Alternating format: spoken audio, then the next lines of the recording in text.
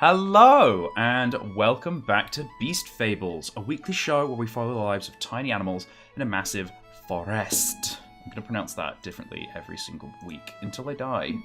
It's just what I want to do. I'm Brian, and I will be your narrator for today's adventure. I use he, him pronouns. I am the founder of Dungeons on a Dime, a publishing imprint creating entry-level tabletop role-playing game content. You can find some of the awesome games I make currently on Kickstarter. Apothecaria, a Poultice Pounder adventure, is, I think, at like £5,000 right now, which is really cool.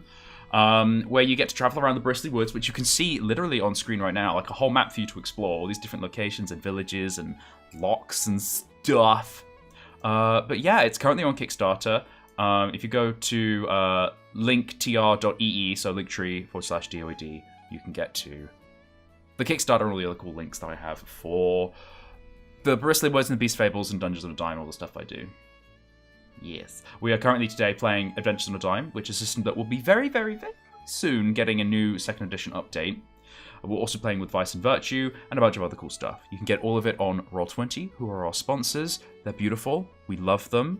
We vogue when we say their name. We shift our hips and our shoulders. It's great. And yeah, today I'm joined by Ver, Atlanta, and Eve. And we will start with Atlanta, because you're at the top of my screen. Could you please introduce yourself to our delightful audience? Hello everybody, I am Atlanta. I use she, her pronouns. I am a freelance illustrator, creative artisty type person, and known alpaca enthusiast. And I'll be playing Pipistrelle. Just Pipistrelle. Only Pipistrelle. That sounds really ominous. It should be. Uh-oh. So, unfortunately, Ver and Eve, please leave the show. We only have Pipistrelle today. Just Pipistrelle. Just Pipistrelle. That's understandable. Yeah. Ver, would you like to introduce yourself to the crowd? Yes. Hello, everybody. My name is Ver. I use they, them pronouns, and I'm an illustrator and comic artist. And today I will be playing just Balthazar. Just Balthazar. And last, but very much not least, Thistle. Or, should I say Eve, could you please introduce yourself? Yes, hello, I'm Eve. My pronouns are they and he, and I will be playing Thistle. Maybe someone else? Oh! Absolutely, definitely someone else, and not just Thistle today. You know how, like, lizards shed their skin? You're gonna, like, shed your skin, but an entirely different animal is just gonna crawl out. Oh, gross! Oh no! Oh no! The Beast Fables equivalent of a skinwalker. Different animals. Oh god! Actually, I'm into that. That's my character now. That's canon. Matriosca, Like Doctor Matriosca Who. lizard. Oh my god. Ugh. They regenerate Gross. every season. I'm a possum now. Oh, that would be cute though. All right.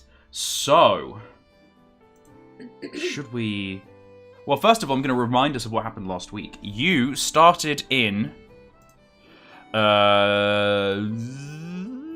Charlotte. This is what it looked like. This is the interior of Charlotte Keep. You explored, you found bones, you found mysterious notes. Balthazar collected his hammer and had a funeral for his... not quite colleague, not quite friend, not quite companion. Comrade. And sent Comrade, that's the word. Sent Quincy down to the Blackwater. Thistle collected some interesting texts and some secretive notes. And Pipistrelle found a violin. I did. I didn't know about that. Spoilers. Yeah. Can I ask you all about I don't your think- violin? I didn't do anything Yes. with the violin, though, to be fair. I did just kind of hide it and make a mental note of it.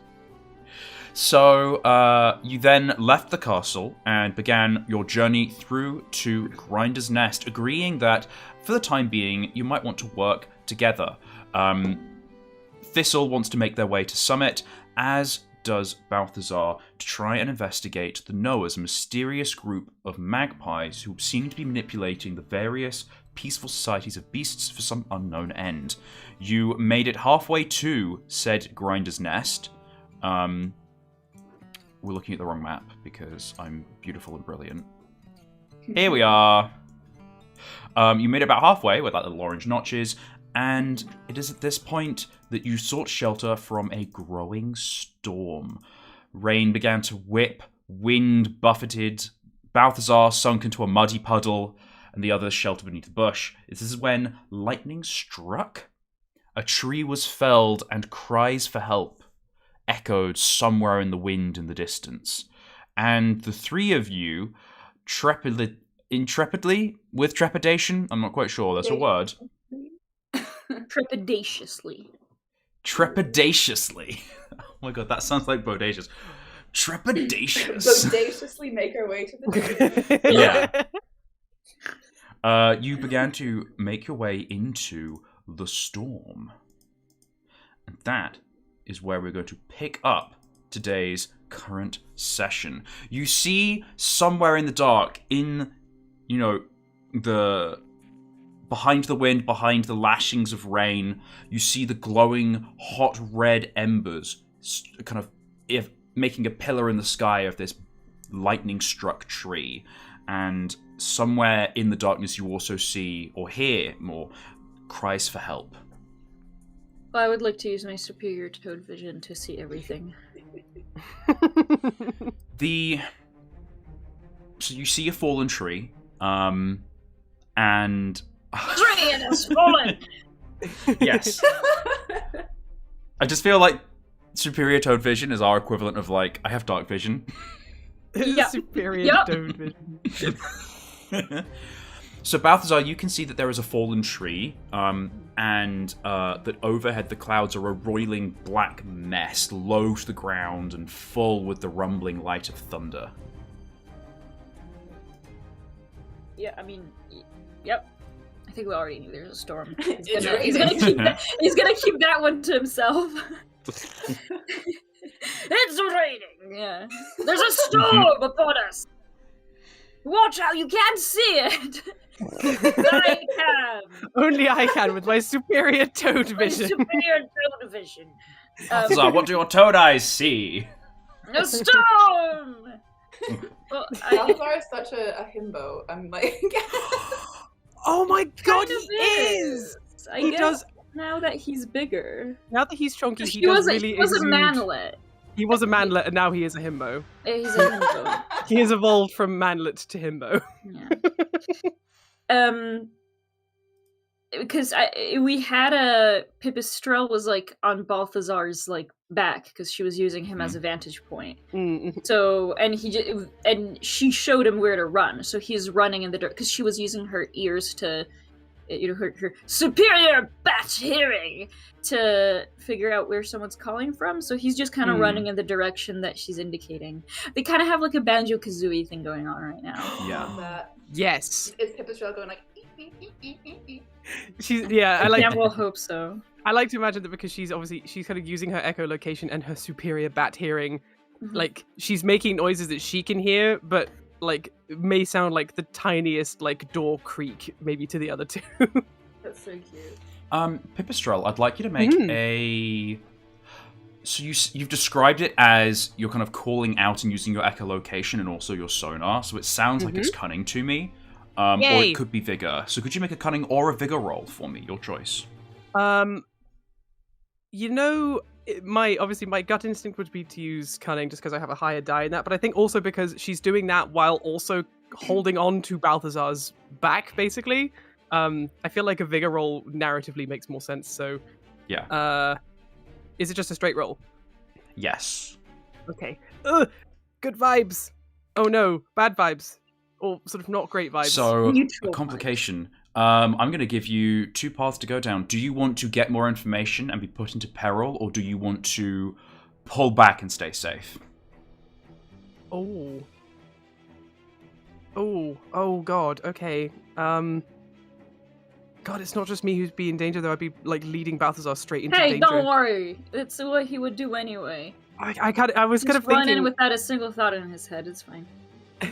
I feel like at this stage, because we kind of don't really know anything, maybe the information would be better? Ew. She says nervously. I think so. So you instinctively, you start to get higher onto Balthazar's shoulders, more that you're standing on them rather than riding on his back. Yeah. And you hear the cries for help, but you recognize they're alternating between like a regular cry for help like you would make, and then a high-pitched squeaking like a bat. Oh, it's another bat? Yes. Oh. It is at this point that the wind catches you and starts to lift you up and away from Balthazar and toss you away. Who was reacting? Who was doing what? You start to be lifted up by the wind. I wish to catch...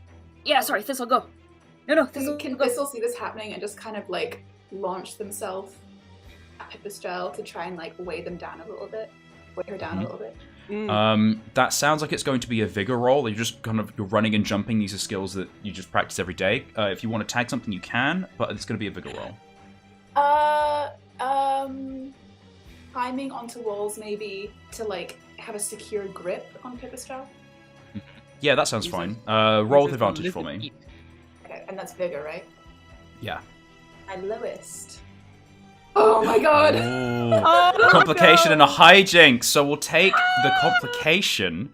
You barely managed to pull it off, but not without consequence. I'm going to say this is where it gets very interesting. You jump off of a rock. You spring off of a rock and grab onto Pipistrelle's feet. Pipistrelle, you start to feel yourself twisting and tumbling in the air, and then you feel the hands, and you dart a quick glance down, and you look, and you see that Thistle is holding onto your feet, and as you start to get moved and pushed, you put your wings out instinctively. You're now gliding through the air and being pushed up. You have control of your flight, but you are forced into flight. Thistle isn't heavy enough to weigh you down. Oh my god, so Thistle's just kind of like dangling from my feet as the wind kind of picks us both up. That is both hilarious and terrifying. Thistle was just like, this was like a very instinctual move. I did not think this through. I think Pip would like look. I'd be asking how I got myself in this situation. Yeah, that's me. I think. Oh god, I think at this so when you say the wind is like really howling, like how powerful is it? Like if I make a wrong move, am I just gonna get like blown away, lizard in tow? I'm gonna say that as like narrator to player, that like you can make one mistake, but a second mistake will remove you from the scene. You'll be blown far away. There's like it's dangerous, but it's not lethal, if that makes sense. Okay, makes sense. In that case, then, I think I'm gonna do the only thing that I can think of at this stage, which is Pip is gonna yell to Thistle, because if we're kind of like half gliding, see if they can get there, like if they can swing themselves and get their back feet to cling onto the back of Balthazar's tunic. Oh my god. So at least because then hopefully then Balthazar can just kind of pull us back down to the ground. That's the thought. Like a kite. Yeah. So like they kind of like he starts reeling like Thistle around his arm, just like the kite string, because they're just that like long and stringy. Yes. So I would like you to I'd like Pipistrelle. I'm going to need you to make a cunning check to try and navigate through the winds that are buffeting you. You are allowed to tag something, but it's going to have to be a really good tag. Because it's kind of like half disadvantage. I want a really good reason to give you advantage. Okay. And this is to be able to navigate you and Thistle into a position where Thistle would be able to grab onto Balthazar, if Thistle you'd like to do that. Yeah, okay. Yeah, obviously, if you are okay with this, Thistle, I obviously don't want to just kind of make your character. Like using the absolute worst swear words known to lizard kind down here. I love that. That's adorable. Oh my god. I am going to. Oh god. Can I tag my orientate, because while it is incredibly windy, so long as she doesn't flap her wings, she's going to keep herself steady in the air, and just kind of like let the wind kind of buffet her and catch her, and just hope that with the added weight of Thistle, that she will have about as much of ballast she can possibly get at this particular stage. That is a good reason. I will let you roll with advantage, and that's yes! cunning. Thank you. Ooh, Yes! critical success and complication. Okay, so you do better than expected. This is not your first storm. You have been in the middle of the Boar Wars. You were once caught in a storm like this. And actually, I think this is like a little kind of like character growth for you. Maybe this is the kind of storm that threw you down into the ground before this whole adventure started. And learning from that, yeah. So like this is, you've got like you've been here before, you know what to do differently, which is why you're navigating yourself down to the ground slowly. You're not flapping, you're just trying to let the wind guide you down. Thistle, you get closer and closer to Balthazar to the point where either of you could reach out to each other.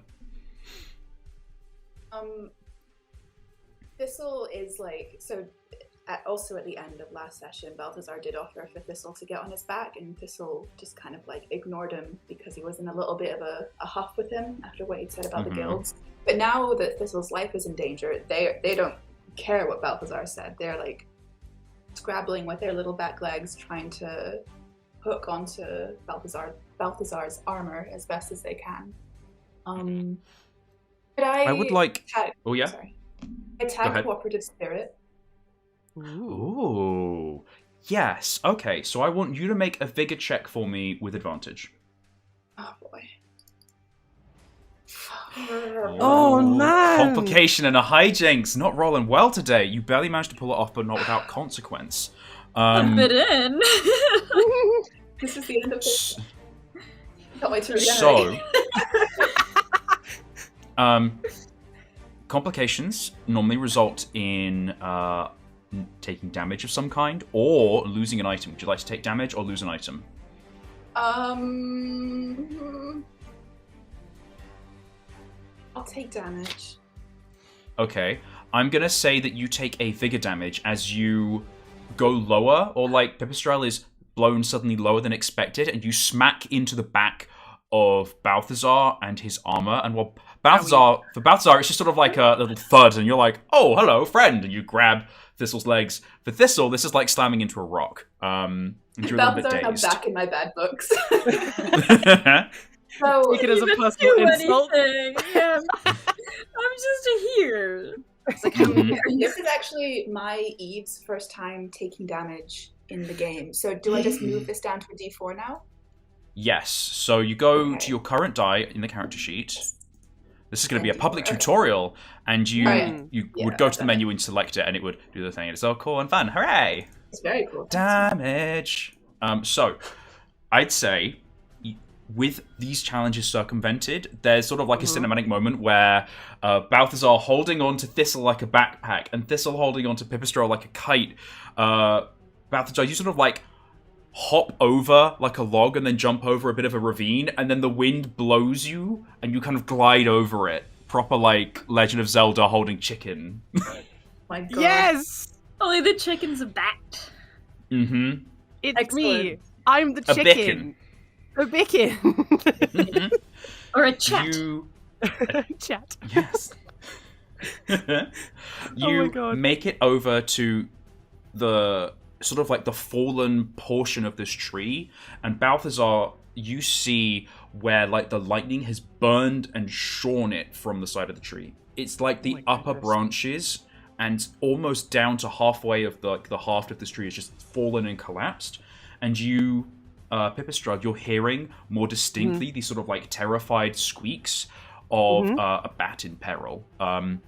You are able to see somewhere in the branches that sort of make this kind of like sideways maze almost ahead of you. You see a shack similar to the ones that you have stayed in and seen in the Isle of Charlotte. You see a shack is kind of half crushed underneath some branches. Oh man, God. Okay, where am I just now? Am I kind of safely kind of back on the ground at this stage? I'd say that you guys are able to like, you get towards like the branches. So essentially like, I'm going to do a quick scribble because we love that. So like if this is like the main branch, there's like all of these like bits coming off, and this is a willow tree. Oh, so it's sort of like a tangled mess of like the leaves are sort of like blowing in the wind, but there's strands coming down. Oh god, So, like, this is you're the able worst to... tree to be in a Disorienting. storm. Yeah. So, like, Yeah. you're in the shelter of the tree, so, like, obviously you're still kind of getting, like, the wind is still blowing around you, but you're now no longer... You're sheltered off by, like, wet leaves and by branches that you're not being blown away, if that makes sense. Okay. So you're on the ground. So everyone's, like, on the ground, and the wind portion of the challenge is circumvented. I think I think she's kind of like listening, and she's kind of keeping her body close to the ground at the moment, like keeping her wings very firmly tucked into her body. I think she would kind of like gesture, or like, you know, like sort of at Thistle, and kind of point in the direction of where she hears the noise and say, I think if we crawl through here, and she kind of like maps out kind of a route, I think we could get to them. Because I think that's the only way that I think Balthazar's a little bit too big to get through all this, because he's gonna get stuck. Thistle. Oh. Maybe. I mean, unless we kind of cut a bunch of it back or something. I'm not sure. I guess that's up to the GM if I'm... Yeah. Well, you love that phrase, you can certainly try. Pipistrel, I'm going to say narrator to, like, player and character. You've made a correct assessment, and you've seen that challenge before. I was going to spring it on you. These kind of, like, winding leaves and slippery surfaces you feel could tangle someone who's slow-moving, and you're going to need to have some kind of preventative action to stop someone from getting tangled. Oh, okay. I have an idea. In this, to both of you, and I don't know if this would work. Maybe we could use some of the willow branches, because they're very like thin and almost rope-like. Like if Balthazar held one end and we kind of tied ourselves in with the other string, like maybe that kind of gives him a good route to be able to follow in and break his way through if possible. Okay. So he doesn't have to like follow our route like up and around like the branches, but then he also won't get lost or tangled potentially if we kind of like make a little path going in for him to follow potentially. I don't know what you guys think about that. Maybe I like that idea, but maybe also instead we could go in and assess the situation while Balthazar just starts clearing this away. That's a good idea. Be easier to clear someone out if they're injured. That is a very good point. Yeah, Balthazar. If does Thistle kind of order this course of action? I think they're still a little dazed from the smackening. So like if Pipistrel is saying, "Oh, like they're in there," this was like, "Right, okay, all right, here I go," and just like heads goes, without really considering. But Balthazar can't fit in this hole. Yeah, I think Balthazar will kind of like see, or like be like, yeah, "Let's go," and then realize that like, you know, he can't quite make it through this area, and say, "I'll be right behind you," and he's gonna take out the flycatcher and start hacking away at the. I think Pip, seeing that kind of Balthazar's kind of, you know, very happily doing his fucking best, she's just gonna like, okay, and she's to like get down on all fours and start crawling after Thistle, who I imagine is probably going to be a lot faster on all fours than she is. So, Thistle in the lead. Describe how you want to navigate this sort of twisting maze of wet, tangling willow leaves and sturdier but like more difficult to like bend or move branches. Well, one of my features is I can squeeze into tight spots. And as a lizard, I think I'm quite agile, so I don't think this would present much of an issue for me.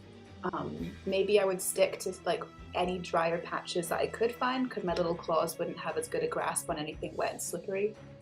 But I don't think it would be too much of a problem for me to like move from dry bit to dry bit. So I feel like, do you know what girding your loins is? Vaguely.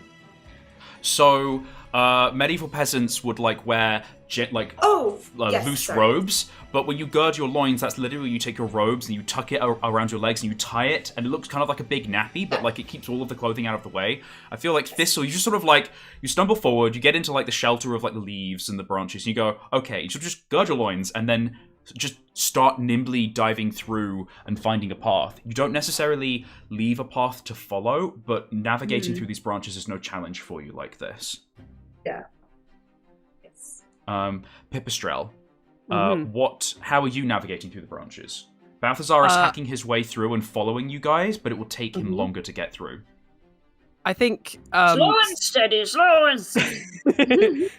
I think with the kind of almost comforting noise of Balthazar kind of hacking away at these very scary, tangly, whippy branches, I think she'll tune in to Thistle's like sort of scurrying and like scratching as they move through the branches, and she'll just kind of she's just going to listen and just kind of follow the trail. She's going to move as quickly as she can, but mostly she's relying on her hearing and just kind of her sense of direction to be able to like lock onto where Thistle is going, so she doesn't get lost. I have reasons which I'll explain in a second. I want you to make a cunning roll for me and a willpower roll. Oh man, okay. Just straight cunning and willpower? Yeah. Okay. Yeah. No! So No! you are halfway through your route. You're making more of a route for Balthazar to follow, when in the corner of your eye, your light sensitive eyes catch suddenly a bit of brightness. You realize you see the curls of fire coming out of the shack. Oh. They lick out at the wet wood outside of the shack and don't go past. Like, they're not engulfing the entire shack, but you see the starts of fire and smoke, and it rises panic in you. Yeah, that feels incredibly triggering to the first season of Beast Fables. I think, her heart just like her eyes go wide and her heart sinks, and I think she's just gonna yell. I think she's gonna yell in panic. She's just gonna yell, "Fire! Fire!" And she's gonna start scurrying even faster after Thistle to try and catch up with them. She just hopes that Balthazar heard her as well. Does Thistle also see the fire? So, this is how it plays out. Thistle, you get to the shack, and as Pipistrel starts yelling, "Fire, fire," you realize that Pipistrel is quite far behind in the bush, like in the middle of the brush. You're the first at this shack, and the hijinks is that Pipistrel, you're too distracted and stressed to make it through quickly, so you will enter the scene second, and Balthazar, hacking slowly, will enter the scene third. Thistle, you are at this sort of shack. It is half crushed underneath a branch, and now you can hear, as you're close enough, you can hear sort of squeaking. The cries for help have stopped. There's just sort of terrified squeaking and grunting of something inside. Can I just confirm with you, did Holdall burn down? Yes. Okay. Thistle is petrified. Oh no. They do not want to go in there. They just completely freeze. Mm-hmm. Wait, I want you to make a willpower roll for me. Oh, sorry. Yeah, with the complication, I feel like you remain control of yourself. You're not you don't move into a fight or flight state, but also you strongly do not want to go into this shack. Oh no. Oh, so Balthazar, you wanted to say something? I was asking, sorry, did Pipistrel see the same shack from afar, or was it a different one? Because I think I'm misunderstanding. Shack. Okay, they're seeing it from afar. Okay, I think I had misunderstood where everybody is in relation to each other. But thank you. So I'm gonna remove the little drawing, and I will sort of make it a little bit clearer. Imagine it if it's this is a big branch here with lots of little branches. I'm just going to do the outline of it. And there's sort of wet kind of tangle of leaves and stuff. There is a shack in the middle here that you were trying to get to help this unknown creature. Thistle is at the shack right now. Pipistrel is in the middle of the bush trying to get to it. And Balthazar, you are slowly at the edge making your way in. But it's the speed at which you get to the shack that is the reason we're making these checks. So Pipistrel is sort of in the middle of getting to the shack, and Balthazar, you are the furthest away, if that makes sense. Yeah. Balthazar, everyone has seen the same shack, and Pipistrel has been the first to notice the fire, because though her eyesight is worse, I feel like the contrast of the fire is more noticeable for her thematically. Yeah. So, Thistle, you lock up. Do you do anything else? I feel like character-wise, I wouldn't. That's me now. I'm like frozen until I would be jolted out of this. Oh god. Stupor. Oh no. So, I'm going to move to Pipistrel. What are you doing right now? Aside from the kind of sparks of the fire, like, can I see anything else ahead of me? Can I still see the shack? Yes. Okay. Sort of more like the outline of the shack, if that makes sense. It's quite dark.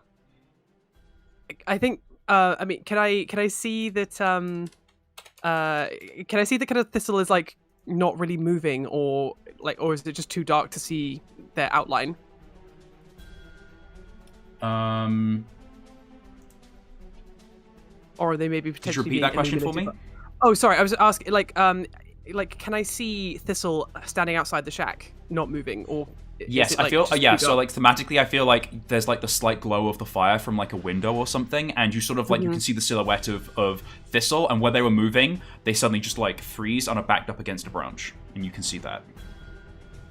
I think this would confuse Pipistrel so much that Thistle isn't moving. I think she would just yell out to them like, Thistle, are you okay? What's going on? Because she's like still scrambling her way through this bush. Yeah. Through Thistle, this how do tree. you respond? It's like, oh, I am, and like they look around, they see Pipistrel coming, and they look back towards the fire. I think like the reality of like, well, there is someone in there who needs help, is like pressing on them, but they can't get themselves to move. Oh no. They're getting very stressed. Oh god. Pipistrel, do you want to try and do something to try and because you're seeing that Thistle is like locking up, do you want to try and do something to break Thistle from this, or try and encourage Thistle? I think the only thing I can try and do, and I guess I will use the sort of my good judge of character for this if I have to, in the kind of, obviously while she's kind of like struggling and panting and pushing her way through this bush, I think she's just going to yell, it's like, I'm coming, Thistle, don't worry, I'll be there in just a moment. We can do this. I know we can. And she's just trying to be as like rousing as possible, while also getting like facefuls of like willow leaves and getting smacked around by the whipping branches, etc. And she's like, she's now like, sorry. I was gonna say, Thistle, how do you react to this? I think this might help them. I think working the way that they have, for all the time they spent in Holdall with all the other Stitchers, whenever anyone was in a stressed, they didn't really know what to do, someone else would always be there to kind of come in and help, and that was always a source of comfort. I think that does lend them some strength. They like take a deep breath, like, and they start looking for a place in the shack that they would be able to try and either call for someone to come out, or they just start looking at the shack as like not a burning building, but a thing that someone needs help and they're inside. They're gonna start assessing where to go, I guess. You reframe that. I'm gonna say that narratively time advances, so whatever that means. Pipistrel, you have now made it to the shack and you are with Thistle, and Balthazar, I'm gonna say that like you have made it to where Pipistrel was before. You're sort of cutting your way through, and you're cutting faster because there's a fire and that things are escalating, but you're not quite at the shack, you're not quite in the scene. To assess how fast you can go or what you want to do, Balthazar, is there something how would you describe what you're doing right now? Me? Or sorry, Pip, yes. Okay. Balthazar. I think with the call of fire and kind of hearing Pipistrel calling out to Thistle, we're like, Thistle, are you okay? It's like, oh god, is Thistle hurt? I think he is going to stow the flycatcher, kind of like haroof himself a little bit like a tortoise into its shell, into his armor, and go, coming through! And just try to like juggernaut his way into the scene because, like, apparently, somebody needs help. Yeah. Oh. Could you make a vigor roll for me? And you can tag something if you want to. I will want to because my vigor's still down to a D4.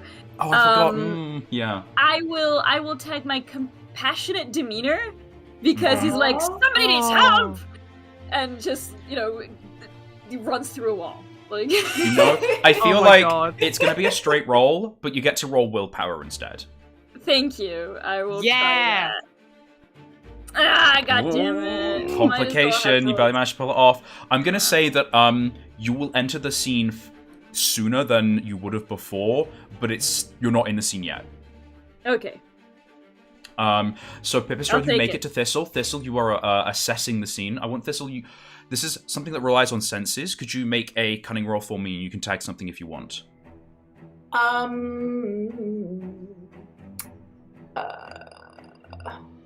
don't think I really because I have experienced the burning of Holdall. Could I tag wide breadth of knowledge? Yeah, okay. Ooh. Roll with advantage. That's willpower, did you say? Yes. No, cunning. Oh, sorry. Okay, ignore those. Yeah. That's willpower.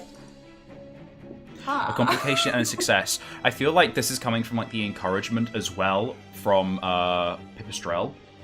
Of like, you feel there's someone else there, and that kind of helps shift you past this initial like, I don't even want to touch this, to, but I need to touch this. I need to deal with this situation. And so you start to assess entry and exit points. The shack is on its side. The front door is like half crushed under a huge branch. You immediately like write it off as, nope, can't enter through there. There is one window on the bottom there's one window on the top where like the fire is starting to lick through, and you notice that there's the design of the shack is like mirrored, so you suspect there is a sort of like a window or an entrance that you could get through on the other side, that if you crawl underneath this hut you could get into. Okay. Can I... What is the sort of like foliage on the ground? Are there any like large damp leaves, or is it all sort of like willow? It's willow, but I get what you're saying. You could like tear something like wet and wrap it around you if you wanted to. Also, you're in a robe and you are kind of covered in a soaked blanket already.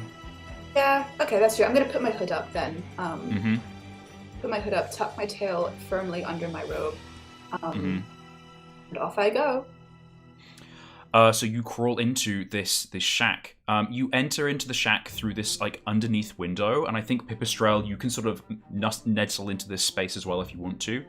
And you see inside similarly to how like when Balthazar crashed through the hut and it was chaos in the Isle of Charlotte. Here, this entire building is on its side. There is a bat trapped underneath a table with their wing stuck.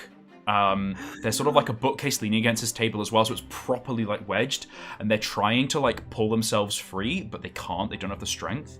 A candle has fallen over, or like several candles have fallen over and have lit part of this bookcase, the base of it, on fire.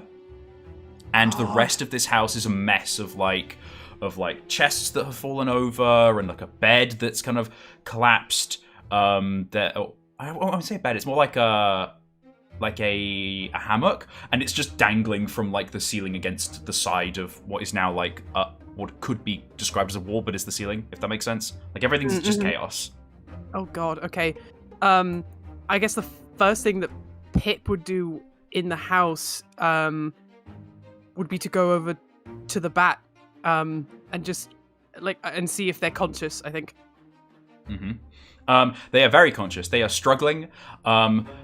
You sense a slight shift in their tone of like from like terror to like anxiety and confusion as like these two random creatures enter their house, but they're also thankful. Like there's a lot of very visible emotions happening right now. I think she would if Pip's sort of leaning down at this bat. I think she would just say, again, kind of in her most bracing voice possible, her little squeaky back voice. She's just like, don't panic, don't struggle. We'll get this off you and we'll get you out of here. And I think she would call over to Thistle and say, "They're here. They're underneath this bookcase." And she's going to start trying lifting the whatever it is off their wing to see if they can get them out. So, Thistle, you are also you enter into the space and you are able to get closer to this fire because you are wrapped in this sort of wet robe that you're in. It kind of is a protective layer.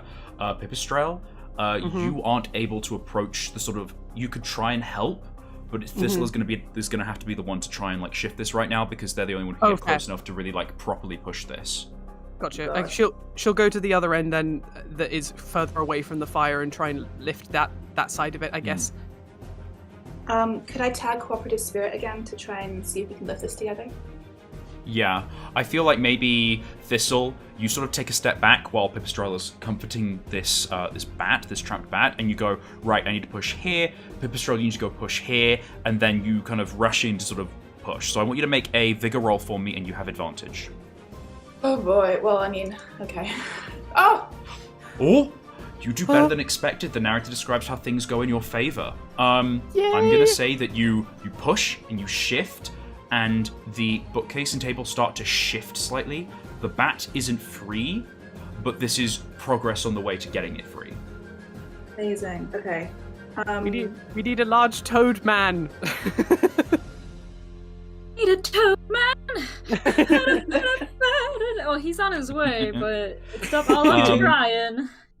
I think it's at this point, Balthazar, that you get to the window where the bookcase is also half leaning against and there's fire, that you sort of see all of this taking place. You're not inside of the house, but you are at the house. Okay. Because it's basically like once again, the house is tipped over. They entered from below by burrowing underneath it, and there is a window up top that you can look through, but there were flames looking out of it. Do I remember that correctly? Yeah. Well, okay, so they can't crawl underneath with this little guy. Neither can they take him out of the window. So what he's going to he's going to, I think, take out... He has stowed his flycatcher to Juggernaut here, and he's going to take out his boar-tooth hammer. And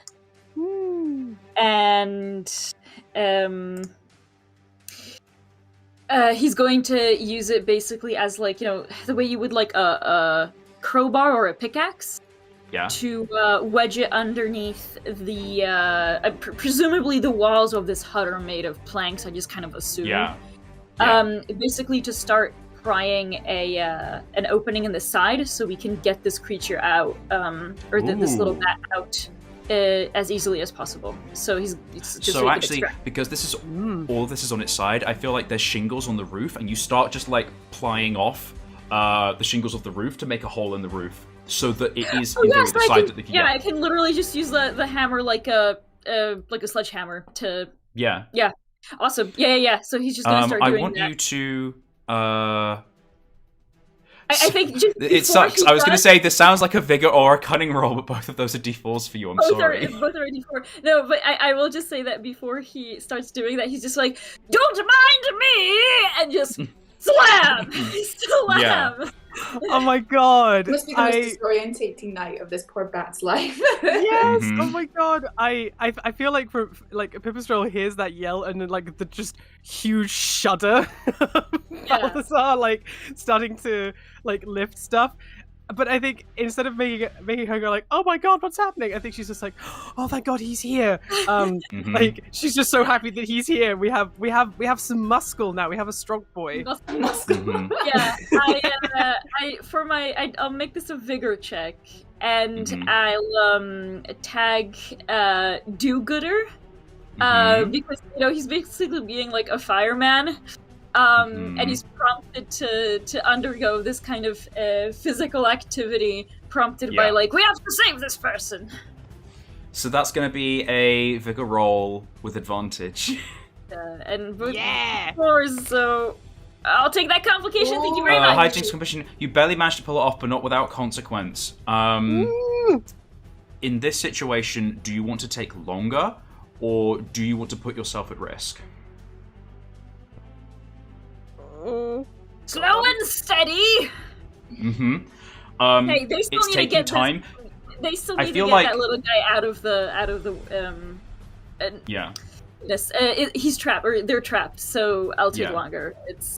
So you start to. I feel like you start like clicking off like shingles, and then you sort of like poke. You've got like one eye that you can kind of see through, and you're like, "Hello, it's me, Balthazar."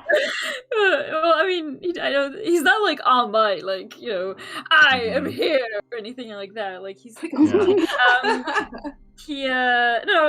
just maybe the shingles are particularly well put together, so he's just needing to take some time. Mm-hmm.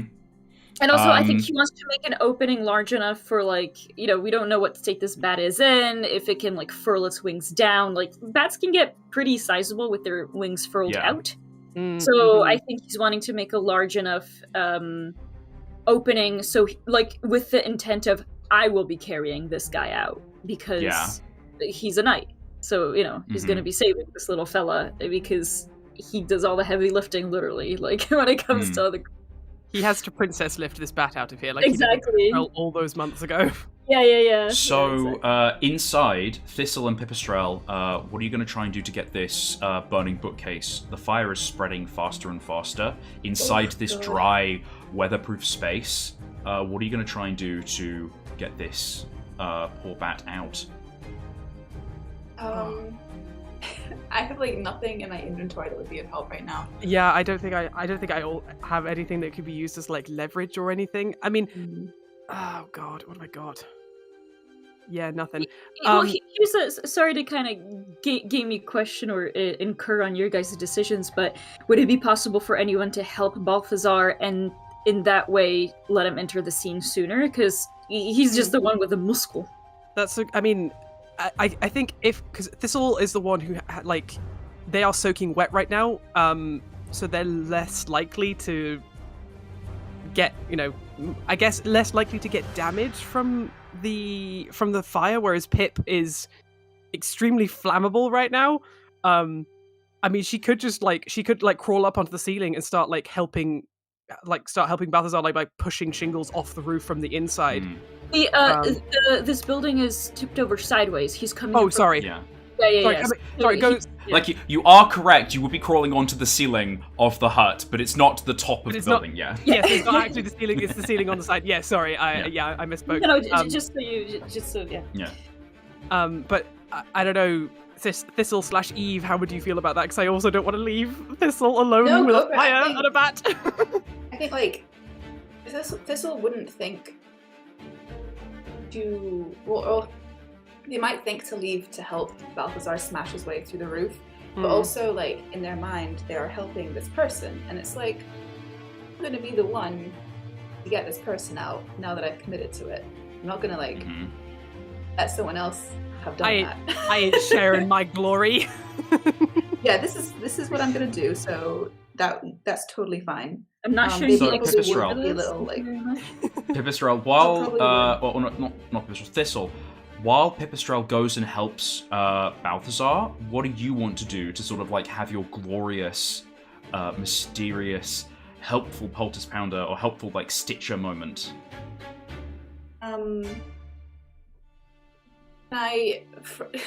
While I've like half lifted the bookshelf and I'm like grunting with this effort, can I try to already triage? Be like assess how damaged wing looks, and so I can start to make a plan about how the best way to move this bat would be. So I'm not gonna have you roll. I'm just gonna say sort of like a dangerous idea pops into your head. It's a clean, you look at the wing and you can see it's broken. It's a clear break where like the table and bookshelf have kind of wedged and kind of collapsed onto it. You feel you have the leverage and the strength that you could just rip the ring out from underneath this weight, and you wouldn't have to shift them any further, but it would damage the wing further. or you could try and lift the bookcase and the table off, and it would not damage the wing any further. Ooh. Oh,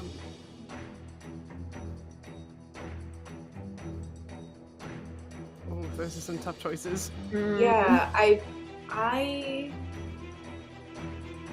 know it would damage the wing further. Mm-hmm.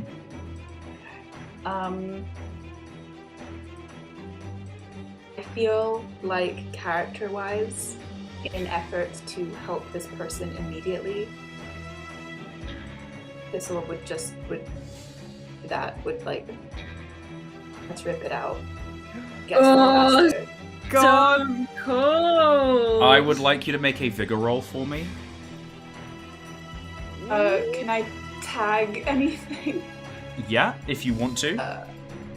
Would I be tagging for the act of moving the bookcase, or of The act of pulling the wing out. putting the wing? Okay. Can I use my wide breadth of knowledge for knowing how bat wings move, and so I don't just like dislocate this arm entirely? It's going to be a straight roll, but you will do less damage to the wing. Okay, and it's vigor. Yeah. Sorry guys, I'm about to just destroy this bat. Oh! So did you just roll? Roll, that was it. Yeah, complication. Okay, you barely managed to pull it off an arc consequence. I'm going to say the consequence is the bat.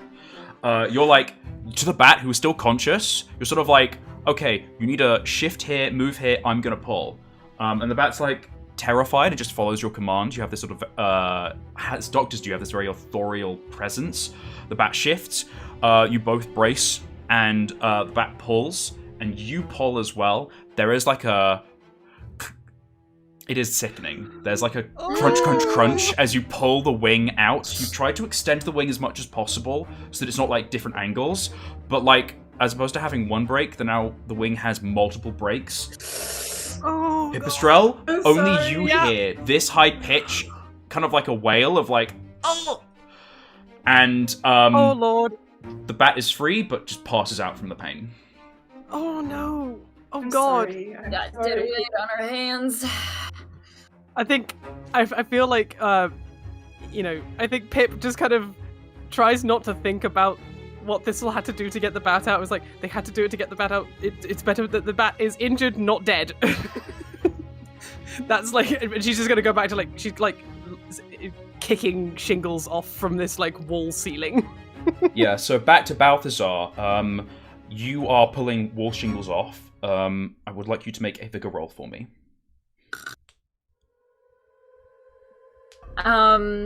I will tag something. Mhm. I will tag. So Balthazar is, he's pretty bruised and beaten, which is why his Mhm. vigor is so low. However, he has swapped out his armor for Quincy's, and I would like to tag taking care of equipment as having had fastened it very well and taking due care. The bruises and kind of chafing that he would experience otherwise is very much dulled in this moment because he's so well protected. So he's able to continue the work rather effortlessly despite his body being, having had taken some damage. Yeah, I feel like maybe you've got good leverage, that you have taken time to familiarize yourself with the differences of this armor, which allows you to lean into, like, there's a curve of metal here, so I can push my back here and it's not going to hurt. Yeah, So, yeah. Yeah, so you have a vigor sweet. advantage. I'll take that critical success. Critical Hell success. yeah! So I feel like you start clunking one at a time, and Pipistrel, the way that you're helping is you're sort of like budging them a little bit, so there's a bit more leverage for the hammer to go, or like the tooth of the hammer, what is it, like the nerdy pointy bits that's kind of like the claw of an actual hammer. You're able to knock it. The root of the root. Right? The root You're of able the to tooth. knock Pipistrel. You're able to knock the shingles up so that the root of the hammer can go in and peel it off much faster. And working together, you make a large enough hole for Balthazar you to step in and see the scene and sort of go, oh, and you sort of princess carry the bat, and you immediately kind of step out. Thistle, all of you exit this now conflagration of a hut. Smoke kind of pours out behind you. The final challenge is, what do you do now? You're in this wet bush in a storm. I will just say that while we, when Pipistrel was kind of moving the shingles and he was kind of, like, able to knock them off, he was just kind of say, like, ingenious Pipistrel, well done, through. Like, he's been very, kind my of heart. very like positively, like, yes, we're getting it done, yes, thank you. And then just when he'll enter and Thistle has extracted this bat, he will say, he'll also just kind of say, well done, Thistle, let's get out of here. Like, he's just fucking, the situation's pretty dire, but he just has this thing of, like, he needs to tell everyone that they did a good job. He's actually a himbo, and I mean that with all the love and adoration I can possibly muster. Like, there is not a thought behind those eyes, but everything is a good thought, and I love him. Sorry. Yeah. I think even though Thistle will get a little pang of, like, smugness when Balthazar compliments them, they would also feel a little bit annoyed when he scoops up the injured bat. It just, like, starts heading out, like, that was my patient, but okay. That's my bat. Yeah. You already have one. Yeah, I think he just kind of steps next to Thistle, like I'll take it from here, just to rub salt in the window there. Oh no. No, and to him, it's just kind of like you're just a tiny lizard who can't carry this bat. Don't worry, I'll help you. Like he's being like, I'm going to help you, and Thistle's just like, how fucking dare you? Or actually, rather than I'll take you from here, I think he'd say, let me help you with that. Yeah, I think rather in that way. But yeah. So you're now outside this burning hut. Yeah. The immediate danger has abated, but you still have the overwhelming threat of there's a storm. You're in this wet kind of mess of branches that could shift at any moment. What do you guys do? Can Balthazar actually? I think he'd turn to Thistle and Pipistrel and say, I've managed to hack my way through most of the route here, but hearing the danger, fire had rushed through. If you can help me, if you can help part the way back to the route that I made, we'll be able to get this poor fellow out of here without much incident, I hope. I think Pip just nods in agreement to that. Yeah. No time for words, time for action. Yeah, this is a little tight-lipped, irritated at how this whole thing went down. Oh no. Also, there's a patient that needs looking after.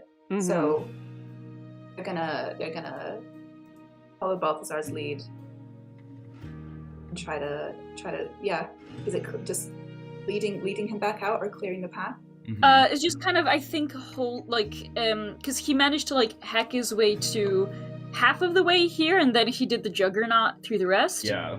So if you guys, like, basically, if you can, like, hold the branches out of the way so he can carry this bat to the route, to the, like, path that he hacked through, like, his thinking is, we'll be able to get out of here without incident. Yes. So, Pipistrel. Yes. I would like you to make a vigor roll for me to navigate the branches and resist the wind. Thistle, I would like you to make a cunning roll for me to help direct these two. And Balthazar, I would like you to make I will allow it to be willpower because of how boisterous you've been in the scene, to sort of carry this injured bat and navigate delicately. Yeah. All I think he's also turning his attention to the bat, kind of relying on the other two. And he is saying, like, don't worry now, Thistle's an amazing stitcher, they will take good care of you. And he's just kind of, like, talking to it to get its attention off of its broken ass fucking hand. I feel like even though you have night like, vision, even though you have night vision, you do not know this bat is just completely unconscious. Oh shit! I forgot it's unconscious. Yeah. He still kind of talks to it. I think in that case it's more. Well, I'll say, you know what? No, he does notice that. Like he can sense that it's dead weight in his arms. So I think more so he's kind of like in a way, like almost to himself and to it, saying like, "Don't worry, now we'll get you out of here. You'll be taken care of. You'll be just fine."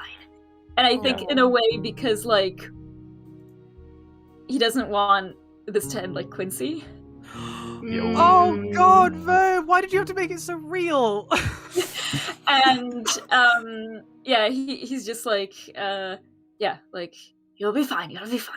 The situ will be able to help you this time. I'm sure of it. Oh my God! Yeah, so please make a willpower roll for me. Yeah, just a straight willpower. Yeah. Okay. Oh, Sorry. Complication. So we got 2 successes and a complication. Oh man. So he makes himself cry. I feel like sorry you hear my dog snoring. She's very loud. she's the storm. Yeah. Literally, the wind's howling. So I'm gonna say it's not a consequence in the sense of like damage or losing an item or something like that. I'm just gonna say, sort of like Telltale Games, there's like a Balthazar will remember this in the corner. And I think this situation, you kind of described it yourself, this is an important situation and you don't want this to be like Quincy. So like, maybe revisit this with Balthazar later, if that makes sense. Okay. So like, let's let the complication tell us that in the story this is important. Yeah. I even have an idea of what it could Beautiful. be. I think both of us gonna have a conversation with Thistle, kind of. Oh, Dun, no. So That's I'm gonna say that still you done guys this. make it. You, Balthazar I'm says gonna it's say, slow. improving the speed of the, or like ramping up the speed of the story here. You guys make it out of the fallen willow tree and get back to where you had your makeshift shelter that was kind of a bit wrecked, and manage to patch it back together, weave the leaves and the bits of the branches of this sort of, was it hawthorn or something bush? It was a rhododendron bush. Rhododendron. You kind of weave the rhododendron back into some sort of like passable shelter, and Thistle, you start to triage this bat's very mangled left wing. I can see that someone wrenched it out quite ruthlessly. How strange. Oh dear. Zara, Who could have done this? What have you been doing, you silly little bat? Balthazar, look, you just broke its arm in 3 places by recklessly carrying it. Oh, idiot. I mean, does Thistle want to gaslight Gatekeep Girl Boss? I feel like that would be so much fun, but I'm gonna try to stick to my character. Oh my God. I just think they wouldn't mention to, like, they know obviously that the wing is in a slightly different state than it was when they arrived at the hut. But they're just gonna keep that to themselves. Yeah, maybe Thistle, you're the only one to know that the wing wasn't broken like this. Mm-hmm. And that you know that you made the wing worse, and you justify it. But Pipistrel and Balthazar, you didn't see Thistle drag the bat out. You just assume that Thistle freed them enough that they got out, and then blasted out. You know. I mean, Pip just heard a crack, and she just assumed like, oh no, something must have happened. Poor Thistle, poor bat. Yeah, it could have been anything. Yeah, it could have been anything. So, I think she's like, oh man, I know how that feels. So, oh yeah, literally. Literally, so, like he's had this kind of injury before. So, So Thistle, Sorry. I think I would like you to make a single cunning roll for me, and you can tag something if you want to see how well you're able to stitcher the wing, if that makes sense. I would like to either tag learning on the job or wide breadth of knowledge. I think, because you can only tag one thing, you can tag learning on the job, to learn more about the wing, or you can tag wide breadth of knowledge to get advantage and do better at healing it. I'm gonna, because this is a very like a ramshackle situation, I'm gonna tag learning on the job. Because this is not, this is not a position where I've had to do much healing in the past. So this is entirely new for me, having to sort of like make up materials and a routine with what little I have. And I think it would also maybe be beneficial for later down the line if anything happened to Bristley. So I want you to make a single roll for me, not with advantage.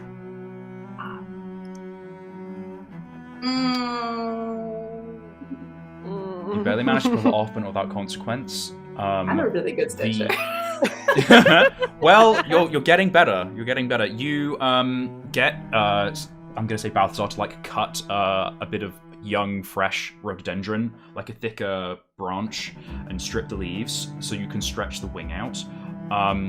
And while you're stretching the ring out, you're examining the bones and the breaks and just how fine bat wings are. You've seen Pipistrel like stretch her wing out, when walking or like when flying as well. But this is the first time you've been able to just properly just examine and also see it broken.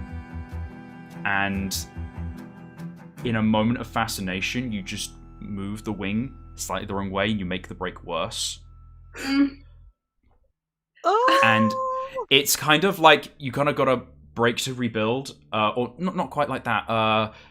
By seeing it go so wrong, you kind of are able to file away a little note somewhere. And when you have a chance and you're not soaking wet, you're going to be able to write in your book and sort of write about this better.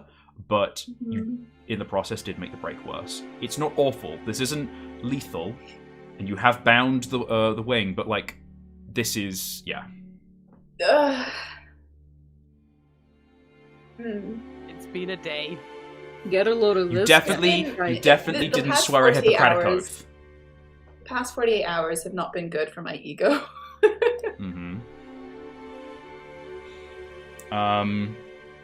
So there is now like a quiet moment before dawn comes. The storm kind of rolls through after maybe half an hour in the dark, with only the light of Icky Lucky to sort of just like comfort all of you. There's just the howling of the wind, and it's almost too loud to speak to each other. And as the storm starts to pass, but it's not quite dawn, there is a quiet moment if you did want to talk to each other. I feel like in this time when the storm has been like too loud to like talk, I feel like while Thistle is like tending to the bat, I think Pip would just kind of go and like sit next to Balthazar, but like kind of like too close in that sense of like she's so exhausted now. She just kind of starts like dozing off, and she kind of like slumps slightly against his armor. Like maybe she was like playing with Icky Lucky. She's just like, but just like the comfort of his still. Well, obviously he won't be warm because he's a toad, but like his actual like moving presence, like he's still here, and like the sound of Thistle, being a stitcher and breaking obviously arms. Yeah, and breaking arms. Like, well, to her knowledge, it would be being a stitcher and doing their job. But I think she's just kind of like she's savoring a little moment of relief. I think just in this sort of quiet moment before the storm, kind of moves on. Yeah. Balthazar, as she's dozing off, Balthazar, because I think he has like a little cape or something, he's just gonna kind of move it and bunch it around so she can rest her head on material rather than armor. So she's a little more comfortable. And I think he just kind of remains like in this like half state of, like he's quiet and almost resting, but ready to be vigilant if need be. I think he's just kind of like with these kind of almost like half dimmed eyes, kind of not like they glow, but his usually kind of like brilliant golden eyes in direct sunlight just kind of look a little dull and brown as he's kind of like looking into the middle distance, but also sort of looking at this bat and Thistle, kind of tending to it. And I think at some point, if he sees Thistle kind of taking a bit of a break, like they're not immediately tending to this bat, he'll kind of say, I understand that they will be fine, yes? Thistle like jumps, not really expecting to have been spoken to. Oh yeah. Bit of a bad break, but totally fixable, totally fine, all wrapped up now. And like pat the bat, like they're a little dog or something. Like, oh yeah, totally, like perfect. They're all wrapped up. Aww, that's cute. Yeah. Balthazar kind of nods, but in smiling, he kind of nods. He says, "Good. Must have given them quite a fright. First the fall, then the break, and then us three just running right in. We're in the right place in the right time, it seems." Yeah, I don't really know what would happen if we hadn't been around. It's they kind of like look towards the bat again. The horrible way to go. Fire. I'd say so, yes. He kind of thinks for a little bit and says, it would take a while, wouldn't it? To go. Thistle nods and doesn't look back at Balthazar.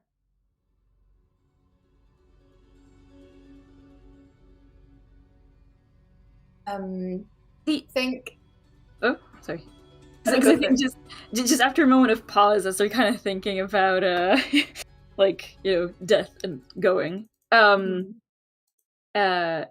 think Balthazar will kind of say,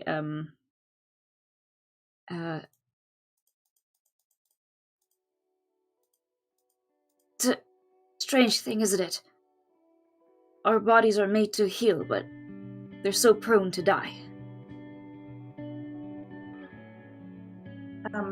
Thistle doesn't really know what to say to this. Just sort of nods and gives Balthazar a long, steady look. Goes, yeah, it's a terrible thing to die.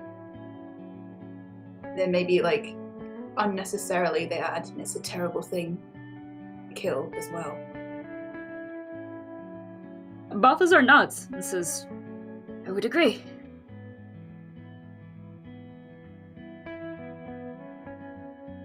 That surprises Thistle. How can you agree? They point at the flycatcher on Balthazar's waist. Carry that. I think Balthazar kind of like feels the handle. Like he doesn't look down at the sword, just kind of feels the handle. And he says, well, we don't take any joy from killing. Doesn't mean that sometimes it's not necessary. Thistle snorts. That's not much of a... Again, like... Balthazar could probably say the wisest thing in the world, and Thistle would still be like, wrong. No. Yeah. Balthazar kind of, like, he doesn't, like, have any reaction to the snort or anything. He says, I understand, as we spoke before, Thistle, in the depths of the Bristley Woods, conflict is resolved differently. But when it's your life or the life of another on the line, and words are not enough, and trust me, I will always try to go for words before I go for the sword. Sometimes that's still not enough.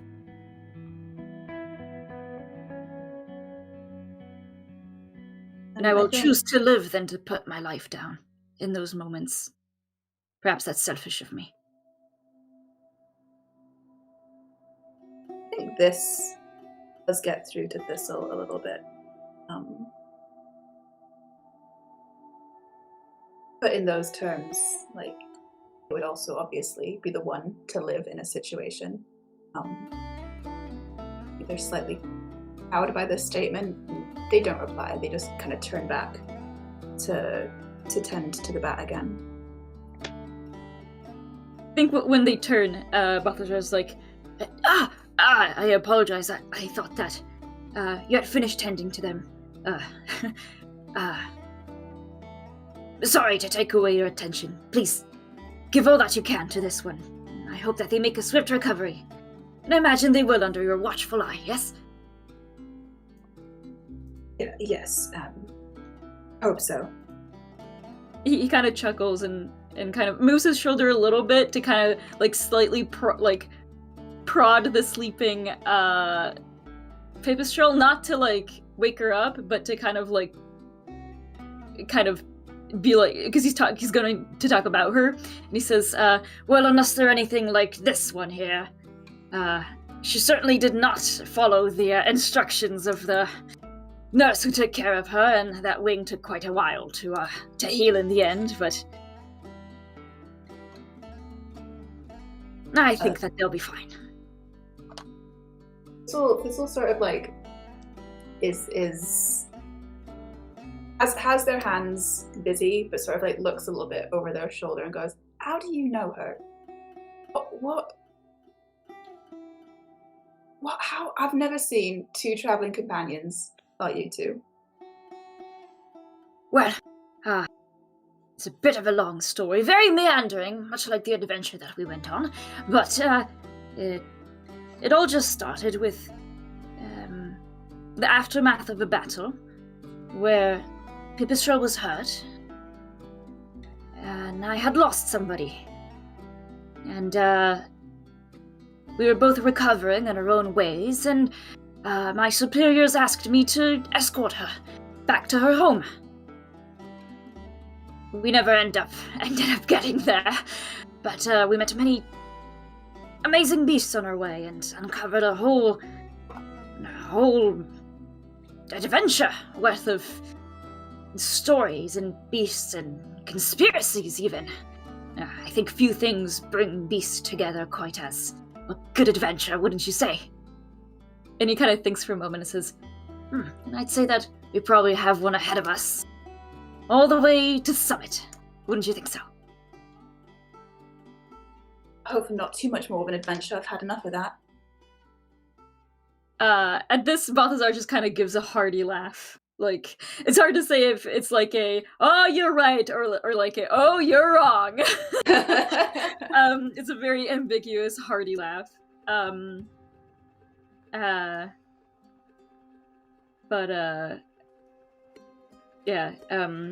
He says, well, I'd say let's hope not, but knowing how things tend to pan out, and also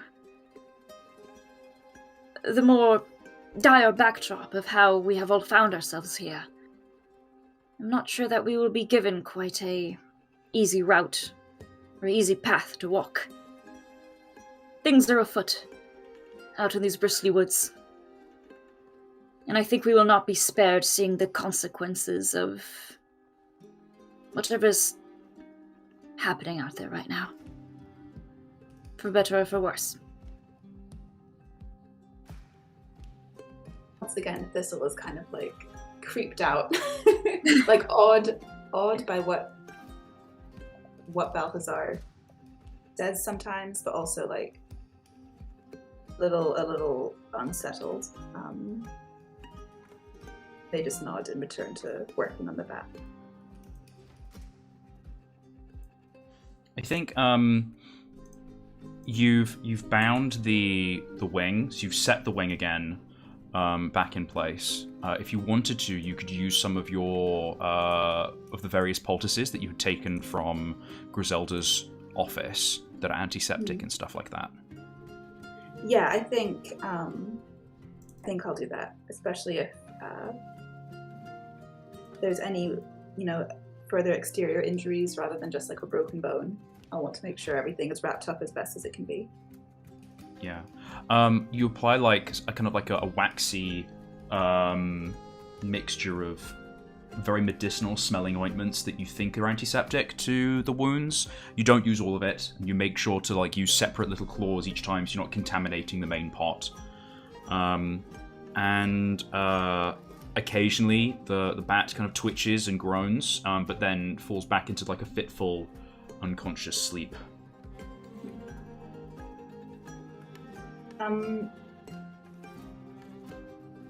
Yes, I don't really have it in my inventory. Do I have any sort of like painkiller? I'm gonna have a second look because I was looking and saw that you had jars of topical ointments. Yeah. I don't think you have painkillers, Okay. or some kind of like. Oh. I do just want to say, because Balthazar still has his the fire gizzard that Thistle he gave to Thistle from Quincy.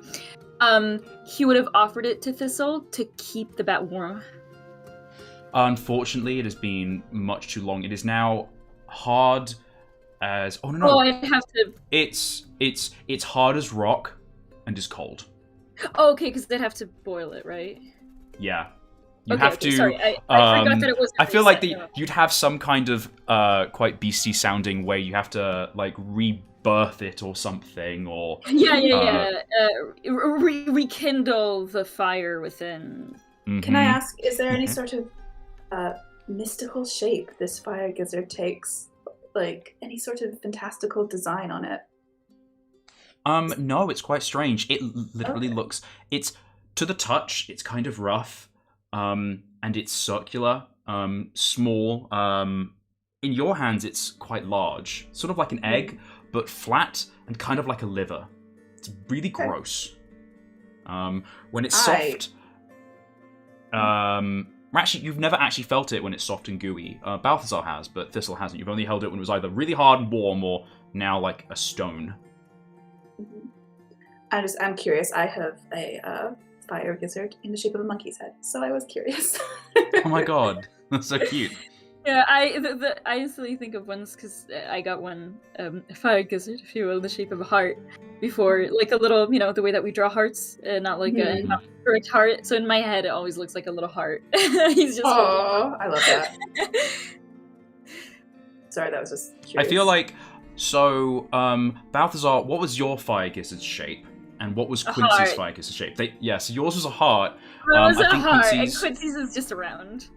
Was round, but it was special because Quincy's was round. Commander Bethany's, what shape was Commander Bethany's? It was. She wouldn't really see it as thus, but it was a little like cat head. Yeah. It probably was just like a pronged circle or like a spiked circle to the toads, but it was intended to be a cat's head. It would go into like a little woolen kind of protector that, good, yes, like a crocheted protector that had like the proper cat on it. But the filling was just a very vague shape. What was Quincy's was a circle. What was Liminal's gizzard? Liminal's was shaped like a little human hand. It was like a little high five hand that it was a thumbs up emoji. Yes. This is all fun and games now, but you know that he's planning something because he's Yeah. asking all these questions, right? God, oh, shit. Yeah, so actually no, it was an open palm. And that one in particular was kind of said to bring like providence because it was like, like an open palm like offering you something. So it was considered to that one kind of had a little bit of like mystique behind it among some of the Mud Furies, almost, where it was like this palm inviting something, and it could be either good providence or like violence or bad things. You're not sure, but those who held it was just like, oh shit, like you're taking that one, okay. It kind of had some mystique around it. Yeah. And you would have seen all of these because you would have all just put them in the same pot to boil them and stuff, so Yeah. Yeah. Okay. Is there anything else that people want to do in this sort of scene before we close it and move on? Guess Thistle also, makes little notes about the wing break, and marks down whatever notes they've learned now about bat anatomy. Anatomy.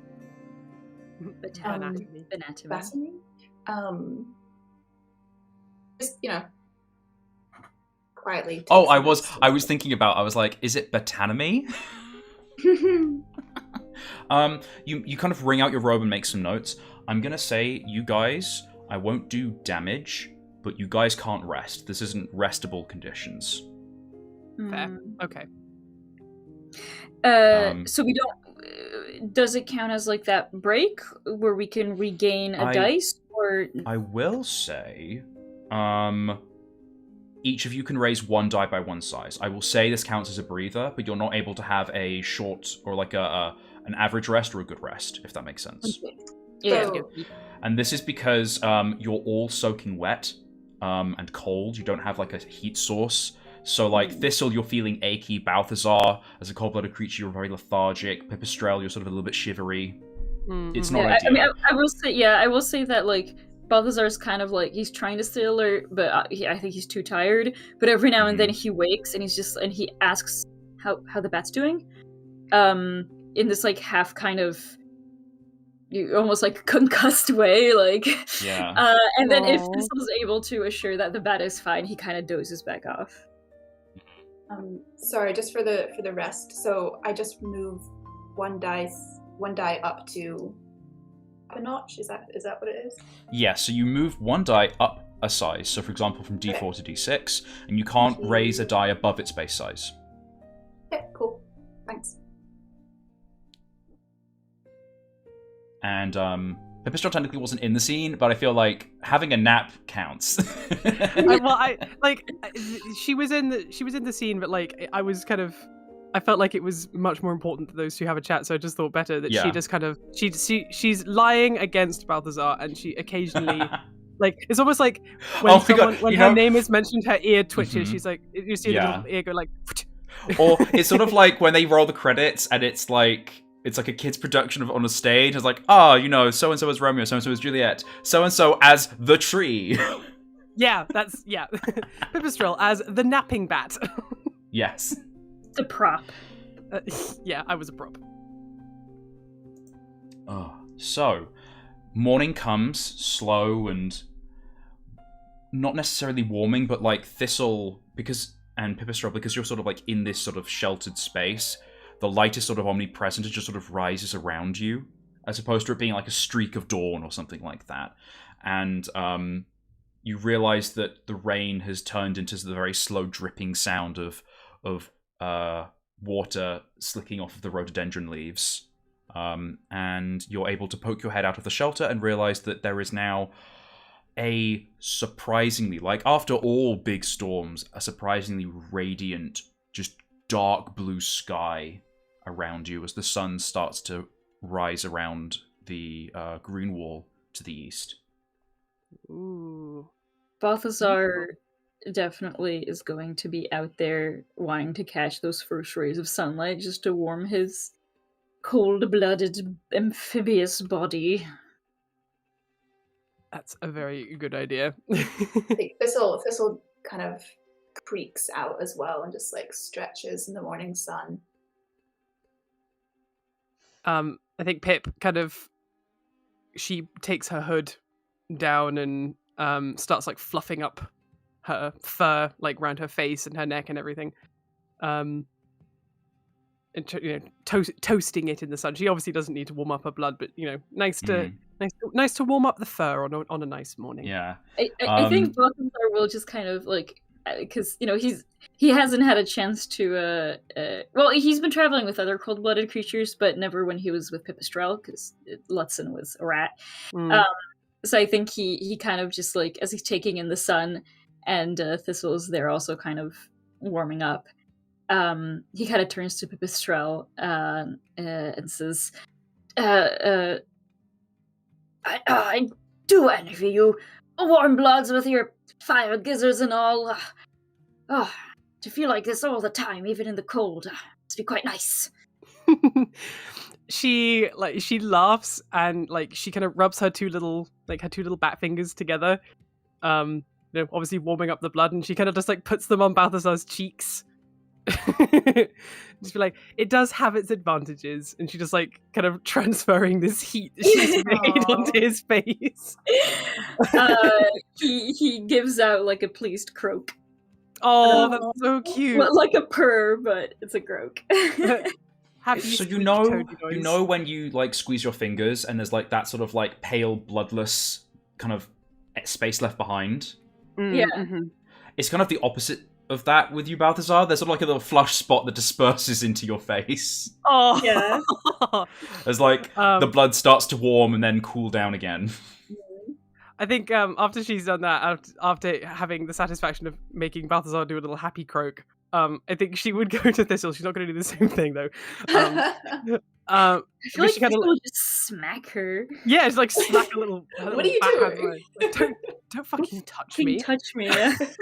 You know who I am. I think she kind of walks over. She kind of sort of flapping her wings a little bit just to kind of air them out, and she says, "So how is our patient this morning?" Smiling smiling politely, I think. They're doing great, yeah. Still out cold. Arms saying to Balthazar, arms all wrapped up, wings all done, got some cream on it. Looking for a strong, good recovery. Oh, that's wonderful. You must have done a fantastic job last night. Under the conditions that we were in as well. My goodness, you must be the greatest stitcher of them all. He says this. He doesn't say this this is 100% earnestness. Even though a cynical person would be like, "Yo, you really mean that, dude? What the?" Thistle isn't quite sure if they're being made fun of, but they do a little shrug and yeah, I am pretty good, yeah. Shall I perhaps bring them out to the sun so they can also warm up? Maybe that will stir them a little bit. Thistle bustles back into their little tent or their little camp. Importantly, goes, "Yeah, that's a good idea. Watch out for the wing." And he starts pointing out. They start pointing out how to carefully hold this bat so as not to disturb the break.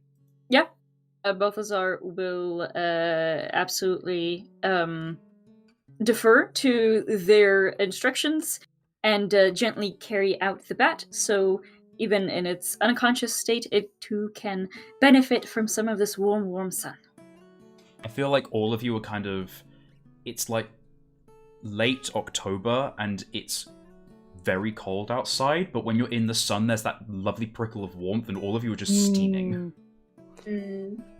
I think Pip looks down at this little bat.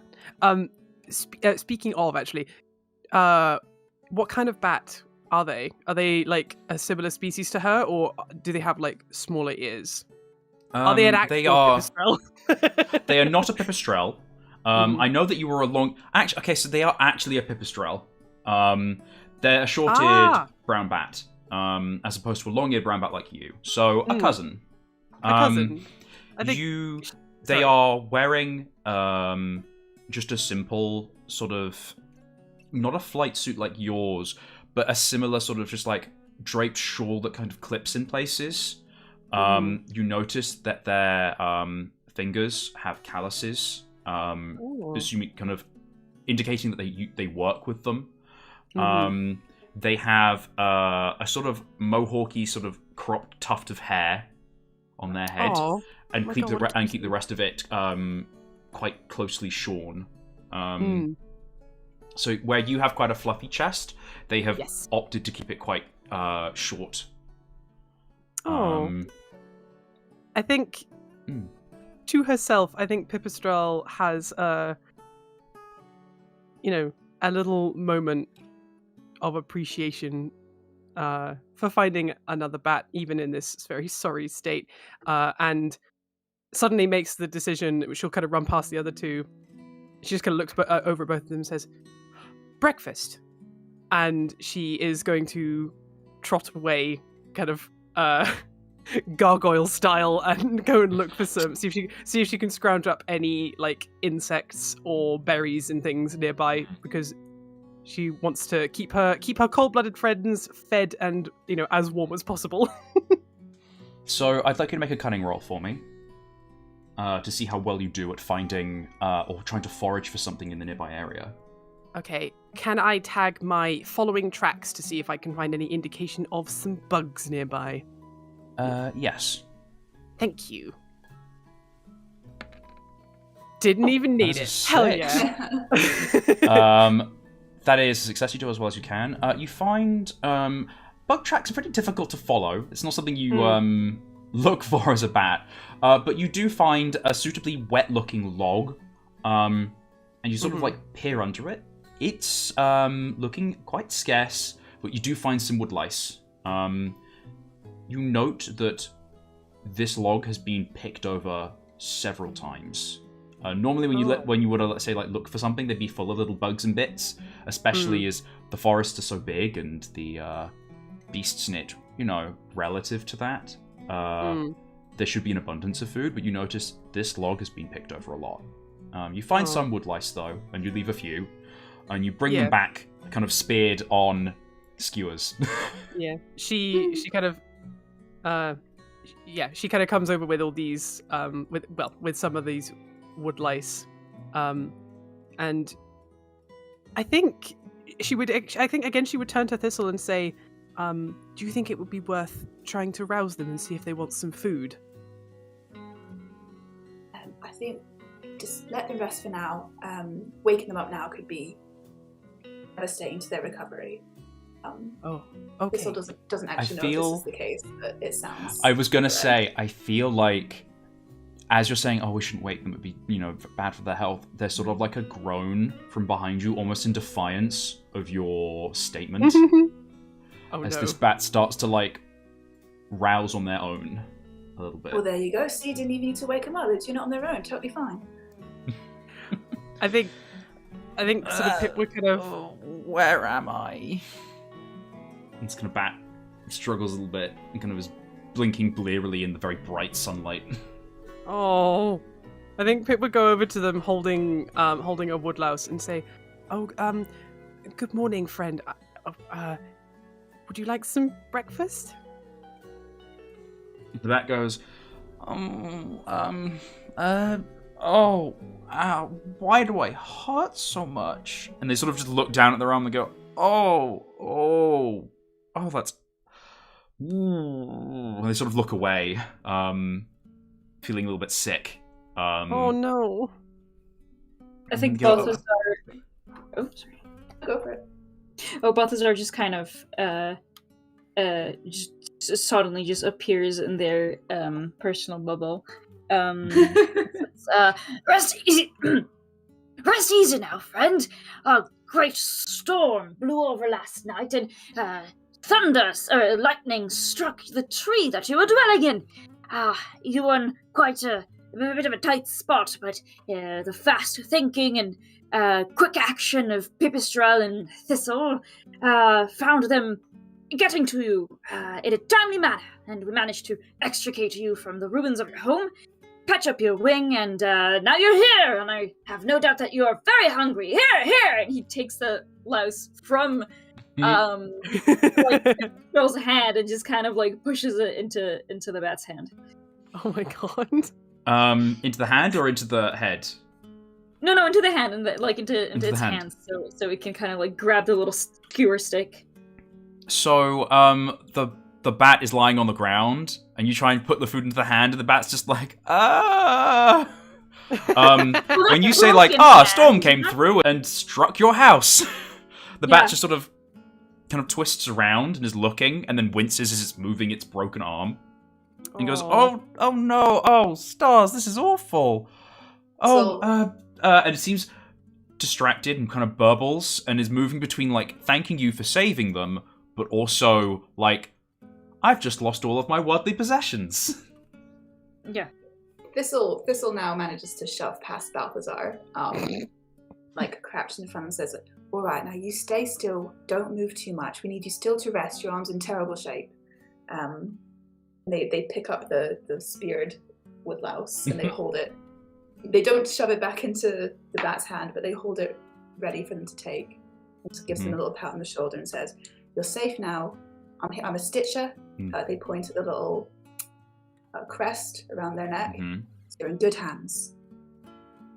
I feel like the authority of saying you're a stitcher in the guild crest, the bat feels more at ease.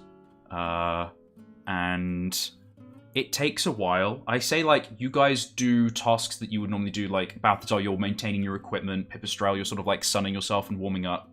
Thistle, you're kind of tending to this bat. And they introduce themselves as Hayden Oak from Holly.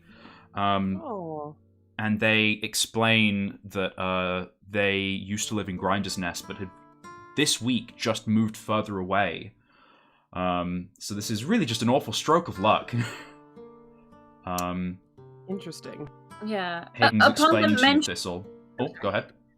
Just upon them mentioning Grinder's Nest, Balthazar will say, kind of say that they are heading that way. If they would like to be transported there, he'd be very happy to carry them. Balthazar, I want you to make a cunning roll for me. Specifically just for you. Okay. Is a straight roll? Yeah. Complicated brain. So I feel like this is just because Balthazar, you're very emotionally intelligent, but you're not very socially cunning, if that makes sense. Sure. So you see this pass over his face, and you feel the need to immediately address it, but he suddenly looks, this bat who's introduced himself, immediately looks very uncomfortable when you say, "Oh, we could take you to Grinder's Nest." Oh, I think, like his Balthazar will say, but we don't have to! We're, looking for something in Grinder's Nest, you see, but, is something the matter? Is it in an unsavory place of sorts? Well, I wouldn't say unsavory. I just, I moved away from Grinder's Nest to leave the hungering behind, and I don't want to go back there. Be moderately embarrassing, I guess, to see my friends, who I've just said goodbye to, and I've not been a week out the door, and I've broken my arm and lost everything. But also, it's not much better there than just being out here on my own, wing as it is.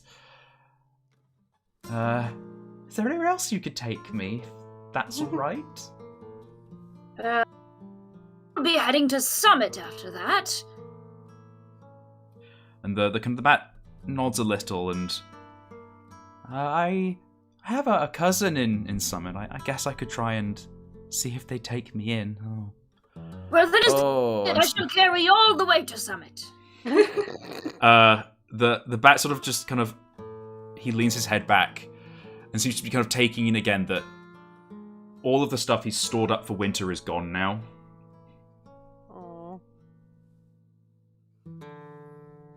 What manner of items do you think are lost? It was a storm, but perhaps we can still find something in the wreckage that you can bring with and offer to your cousin and to help earn your keep, so to speak. It was food, and it was shelter, and it was the insulation and candles and things to do during the winter. It was everything. I was going to be weaving baskets and making designs, and it was going to be very productive, and now it's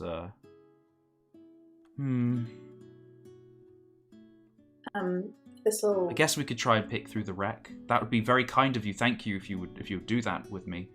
But also, I don't want to incur any debt. I don't want to, you've probably got your own things to deal with and places to be. You don't have to look after me. And suddenly the bat seems quite bashful and shy. Oh. The way to soothe the bat, Thistle pats him and says, "Listen, there'll be plenty of jobs for you in Summit.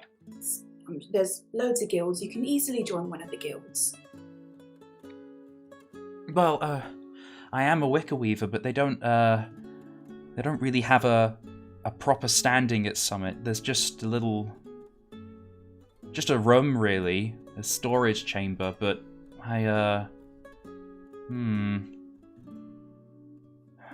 I guess I could try and maybe sign up with another guild. Maybe they'd take me in. And the bat seems a bit lost in thought. I mean, you could. I mean, if you're a wicker weaver, I don't see why you couldn't just join the wicker weavers. It doesn't... shouldn't be a problem. It'll be fine. Thistle stands up and says, "We should get going, though. I do have places to be." Yes, but if we're going to be taking... can you remind me the name again? It was Hadley? Hayden. Hayden. Well, if we're bringing Hayden with, I suppose just looking through the remains of Hayden's home at least would help secure some provisions and items for them to start anew in Summit. It shouldn't take that long. I think Pip would not. Yeah. Yeah, Pip would nod in agreement with that. So Thistle reluctantly agrees. Aw. So I would like all three of you, just as an overview, to make a cunning roll for me, relying on your senses, as the three of you go back to the hut and try to pick through the remains to see what you find. I make roll a big with scrounging. Sorry. Attack scrounging to get advantage. Okay. So if Thistle gets advantage, we'll start with you, so just roll advantage and we'll move up the list from there. Oh, critical success! You find an entire bag of Atlanta, you're knowledgeable. What's something fun that a bat would eat that's really high in calories? Oh, something fun that a bat would eat. Oh, I would say maybe some spiced moths. Ooh. They love moths. So you find it's a bag of spiced and ground up moths. So it's like something you add to porridge, but it's really high in calories, or like smoothie powder. Yeah, it's the equivalent of like that protein shake, but for bats. Nice. All the meal in one, yeah. So you find a bag of that. This is kind of covered and in a chest that wasn't touched by the fire, and the chest is like soaked through, but like the bag is actually pretty, safe. Balthazar, what are you looking for? Balthazar, so rather than a cutting check, can Balthazar make a vigor check? Where he's just like very thorough, like he's just like, I will cover this square meter, and just like walk very slowly, like pick everything up and look through everything and just be very slow and steady. I will let you do that. That'll be a vigor roll for me. Yeah, and just a straight one. I won't be tagging. I tag like just my like compassionate demeanor to be able to make the vigor check where he's just like, I will do this as carefully as I can. He succeeds. A success. What is something that is not edible? What kind of trinket do you find? Something that's a memento or personal. A trinket. Hayden,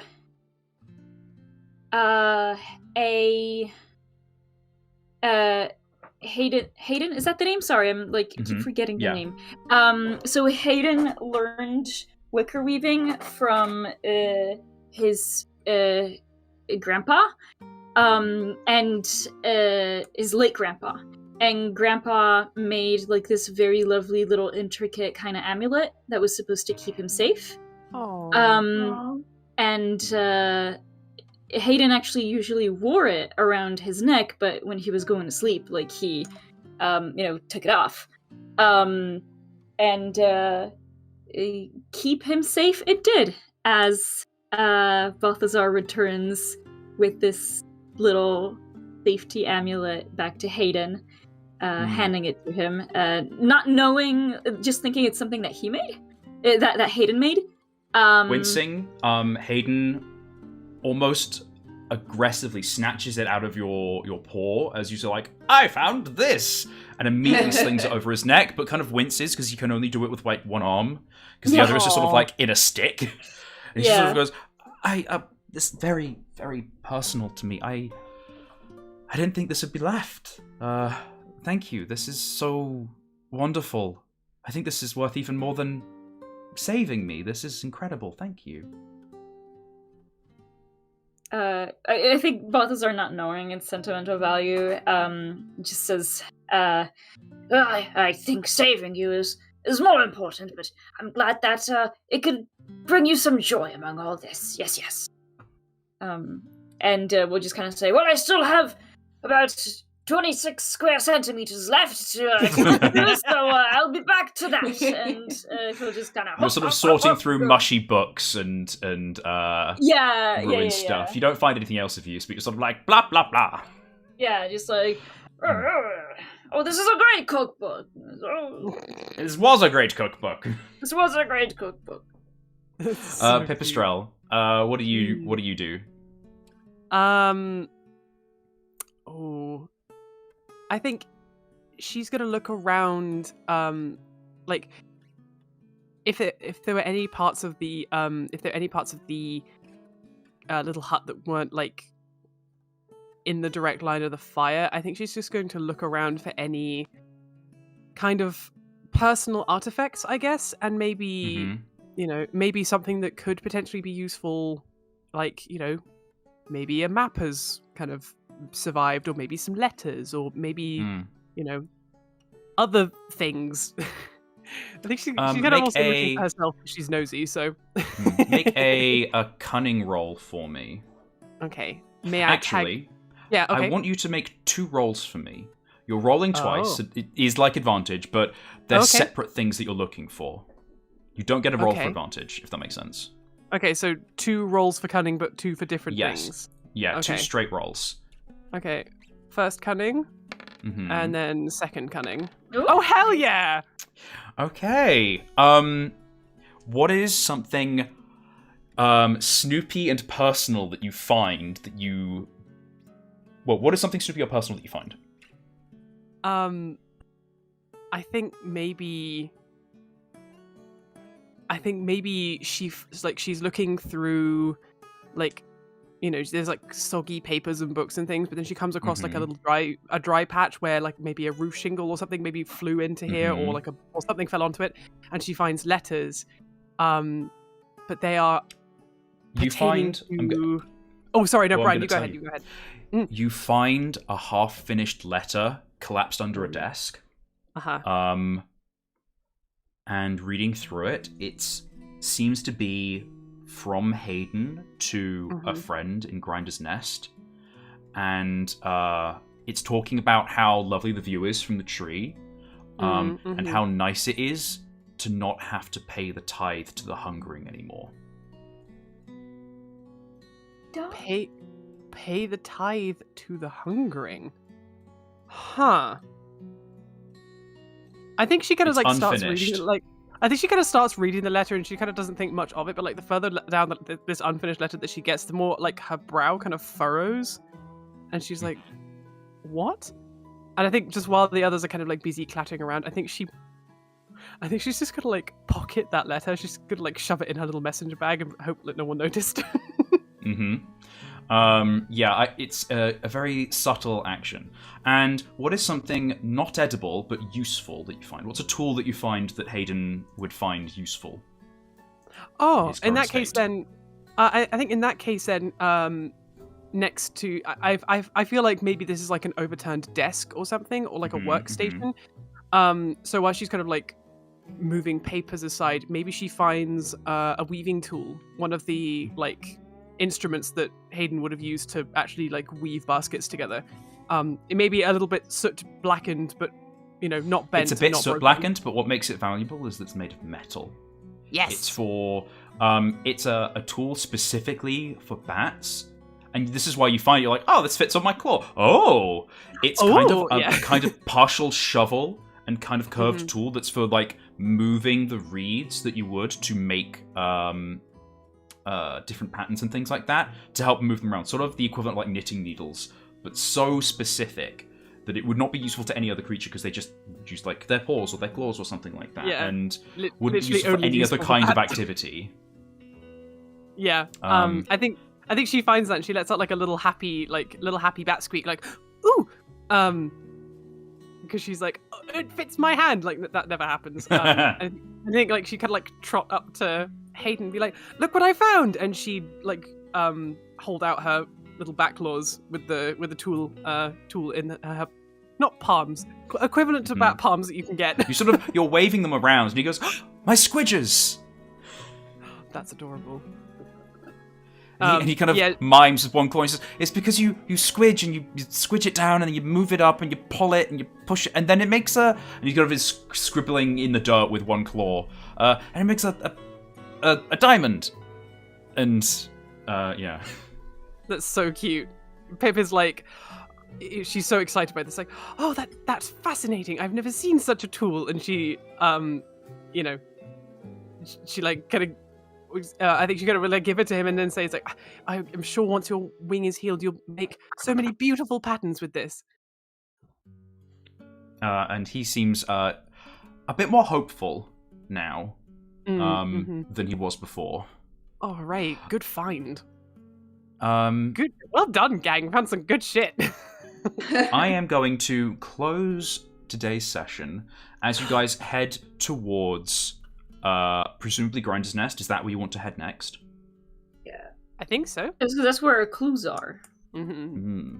So you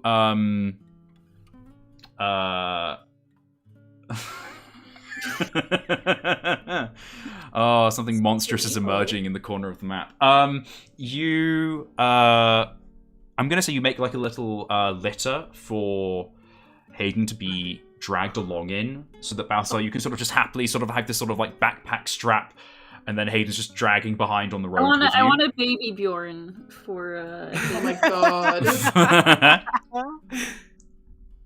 But I'll be fine with like a little kind of sleigh situation. Yeah, it's the best way because he has his wing just stuck out really awkwardly with the setting so that it doesn't like move or bend. So you're kind of dragging behind, and you're making your way to Grinder's Nest. We will pick up as you approach the simple wooden arch of this rather flat, laid out village that is by the river. You know Grinder's Nest by Hayden's like excited calling of I smell the charcoal, and you turn around, you spin around so he can kind of point with one ring, and you look over your shoulder as he kind of points out trails of smoke that are coming up near the over a hill, and he says, those are the char mounds, and then if you go a bit more right, you'll get towards the village, and he kind of directs you towards this rather flat laid out village that is a mixture of houses made out of peat, kind of like dug out of the ground and made into these sort of like burrows that are half in the ground and half out.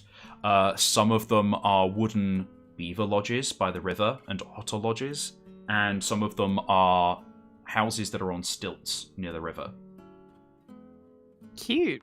You notice there are fishing nets all over the place, strewn across the river, and we will pick up as you enter Grinder's Nest next week.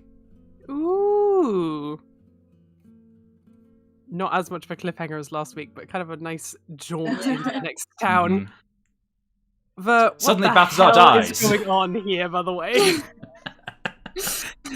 Oh, it's the return of Hand Pip. Yeah. So I'm really sorry if you guys hear whining. Penny is up and ready to go for a walk, so we are definitely ending. Penny just doesn't enjoy this drawing. Yep. Penny feels the cursed energy. Same hand.